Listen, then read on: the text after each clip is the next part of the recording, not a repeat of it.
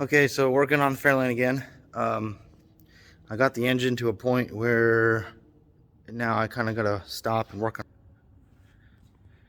So nice new oil pan, some universal engine mounts, car water pump. Let's see, anything else?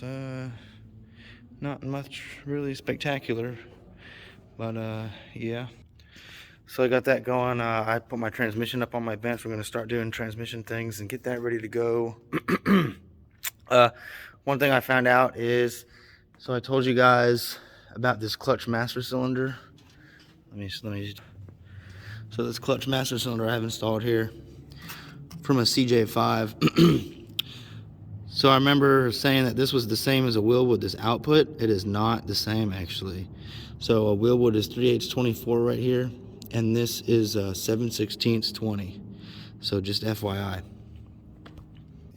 I realized I actually had a Willwood in one of my boxes laying over there, just brand new Willwood. I don't even remember getting it. And I was like, all right, let me compare real quick. And yeah, it wasn't the same. So 7/16-20 on the CJ5 Master and 3/8-24 on the Willwood Master. Sorry for my voice, by the way. I've had a sore throat. Yeah. So I got a pilot bearing here. Cut a nice hole right here for my lines going into the slave cylinder here. That's what I'm doing right now. Is I'm actually online looking up parts and looking up lines and stuff. So I'm gonna, I guess, figure out what I need for that and probably go ahead and call it a night. Yeah. All right, I went ahead, I got the clutch on the engine. That's cool. So I think what I'm gonna do, I'm gonna bolt the transmission up even before I get those clutch lines and stick it in the car. That way I can get the motor mounts welded. That way I can get a transmission mount figured out, situated, whatever. I can take a look at anything else that might need attention with the engine in there. Yeah, so let's get to it. All right, check it out. Engine's in. Engine and transmission. It's just sitting in there right now. There's still a little bit of tension on the chain here, but it's sitting on some little square tube I put down there just to hold it up to kind of mimic the position of the motor mount. I haven't put the AC compressor in, and it actually fits pretty well. There's a decent amount of room around it, and the sway bar, if there was no sway bar, there'd be a ton of room. It'd be like infinite to the ground. But anyways, seems to fit pretty good, I guess. As good as I could hope. The good news is I think the hood will actually fit with this intake on. I might just have to trim a couple of these lugs that are on the front that are coming up real high, which is not a big deal, of course. I wasn't going to put the engine cover on it. Also, let me see if I can get a shot here. Transmission is up in there. It does actually fit a little bit better than I thought it would, so that's good. So I'm going to stick with the AR5 transmission here. And coming through here, peekaboo. Yeah, so I ordered a transmission mount. I already put it away on my shelf. It's supposedly for a Colorado manual transmission, but it won't even fit on that transmission, so I don't know what the heck was going on, and it's way too big, so I'm not going to use it. I just ordered a universal transmission mount from O'Reilly's. I'm going to go pick it up and then get to welding the engine mounts in, and hopefully my main goal of today, all day today, is to get the engine and transmission sitting in here on its own.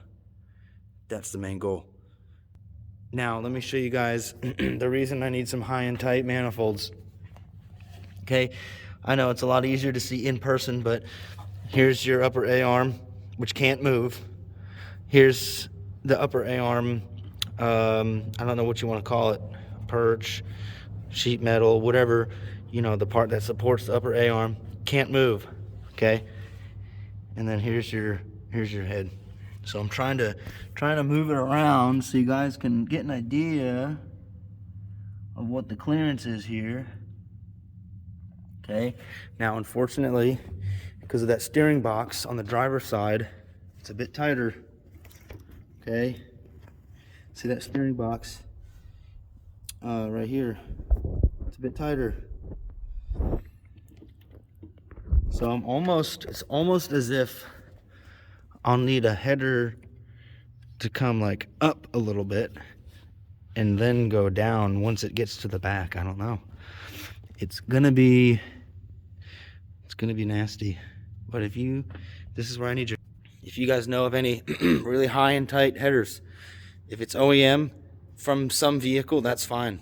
If it's aftermarket, that's fine. The cheaper the better, but whatever works, you know. Yeah, let me know. Appreciate it. All right, so I got the motor mounts welded in, or at least tacked in. Well, some really good solid tacks. It's not going anywhere. Let me show you what I got here. Okay, I got the car up on the lift. Transmission's being held up just by some straps right now, but it looks pretty good. I don't think it's hanging down too low. There's a brace. Let me show you. So there's 2 bolts right there. 2 bolts right there. There's a brace that bolts between them, and it kind of comes down like this, like that, like an upside down rainbow. And I think that'll hang lower than the oil pan, which is good. If not, then I guess, oh well. I don't plan on lowering this car or anything. Fits pretty good.